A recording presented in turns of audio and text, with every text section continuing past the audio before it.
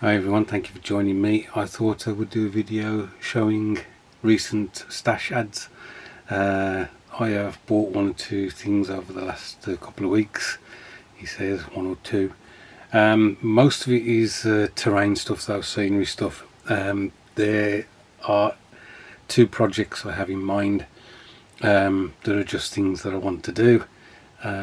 So I needed to get some stuff in order to do them. As I mentioned in the recent video, I'm not one who's particularly fond of making trees for dioramas, so I went out and bought some. At £20 for three, I can understand why people try and make their own. What I may do is use these as a template in order to try and make my own, we shall see. So this is the first one, as you can see, is three silver birch trees. For N-gauge, HO, O scale, but to be honest, I think they can, obviously those skeletons that I've just done, skeletons I've just done, would have been too big for these, but certainly 1/72 and possibly even 1/35 of the stretch would work fine with these. So that's the first one. Next are some more silver birch trees, slightly smaller than the ones you've just seen, because one of the projects I've got I could do with variation in the size of the trees. Okay, so I've had to pan out for these guys because they are considerably bigger than the others that I've shown. Again, I wanted some variation on the size of the trees, and there is also an issue. The smaller ones maybe for one diorama and the bigger ones for another diorama. So yeah, these were £25 for the two. Here we have some army painter tufts. So we've got meadow flowers on the left there, and then we've got jungle tuft on the right.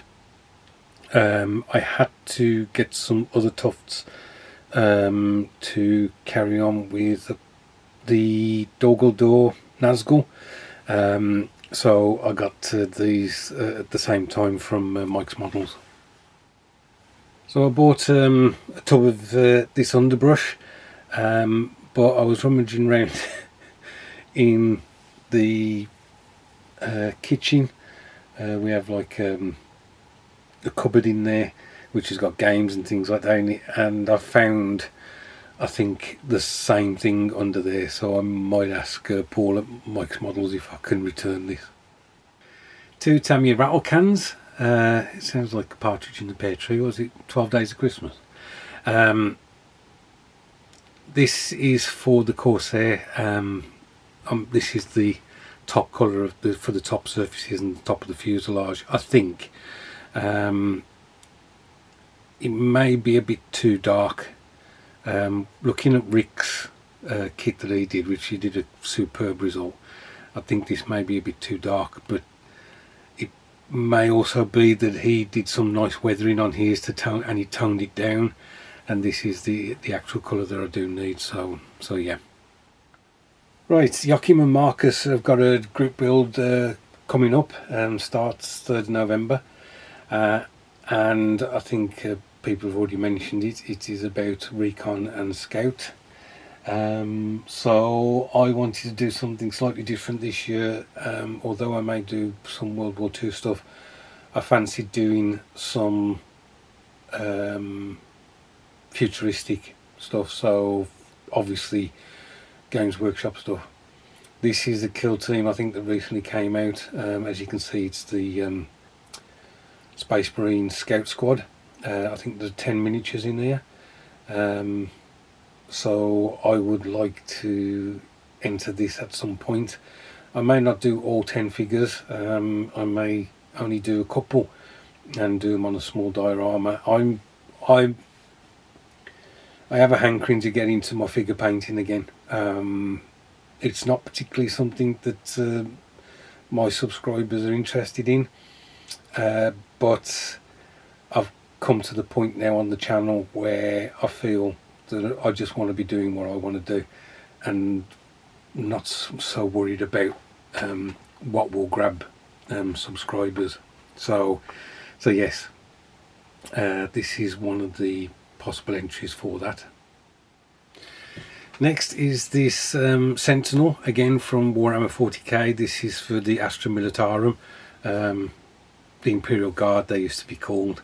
Now the one that's on the front is shown as an armoured Sentinel, but you can build this as a Scout Sentinel, so it's not as heavily armoured or armed, and that's what I intend to do. And this will be my first entry into the Recon Scout group build that's been run from 3rd November. A purchase from Games Workshop, in fact one of 3 from direct from Games Workshop, because I think they were only online, so I can't get them from any other type of retailer. This is the Maggotkin of Nurgle, Harbinger of Decay. I have seen so many people paint this figure up, and they have done just fantastic jobs, and I'm not suggesting that I will, but I think the figure itself is just so cool. I may change it because there is an image I have in mind that I would like to try and portray. So we shall see what we can do with this figure, how much it lends itself to being converted to something else. Next is a box of 3, 4 figures. You get Gandalf, both stood and on horseback. You get Peregrine Took, both standing and on horseback alongside Gandalf, and then you get Shadowfax as well, obviously. I'm not sure whether I've already got this figure, but when I saw that it was available still on the website, I basically decided to go for it, because it also meant that I took the amount over the £80 I think it is for free postage. So yeah, that's the other figure I got from Games Workshop. Okay, not a very interesting box. I will show you an image hopefully from Games Workshop's website. This is the Green Knight. Way back, how many years ago? 35, I don't know. I had a Bretonnian army and I had a Green Knight. This figure is still the same one from back then. It is the metal figure. The Green Knight is one of those myths, legends that I kind of click with. I think it's because as I say, I think did Tolkien do a story, Sir Gawain and the Green Knight? I think he did. And it also kind of makes me think of another mythical English legend, if you like, which was oh come on, Herne the Hunter, or the Green Man. And from an early childhood, I think I read a book, and it was like an Arthurian legends, and in those books I think the Green Man turns up. So he kind of has captured my imagination ever since. I have got an idea of trying to recreate a figure of Herne the Hunter. Obviously not using this figure, but that's where I am at the moment. It's kind of captured my imagination again, and so I would like to do that. So the last item, and I can't really zoom in on it, is a Pro Modeler brush from Vallejo. Now, I may be throwing good money away, but I wanted a new brush. I just knacker up my brushes so quickly. I want to try and keep this one for detail work. It's got a really nice fine point on it, and I saw that Paul Mike's Models was selling Vallejo brushes, not just this type, but also the dry brush stuff, and flat brushes as well. So I treated myself to one because, as I say, I want to get a bit more involved in doing decent work on my figures. So yeah, You may notice a change of presenting my videos at the moment. I am currently in my daughter's old bedroom.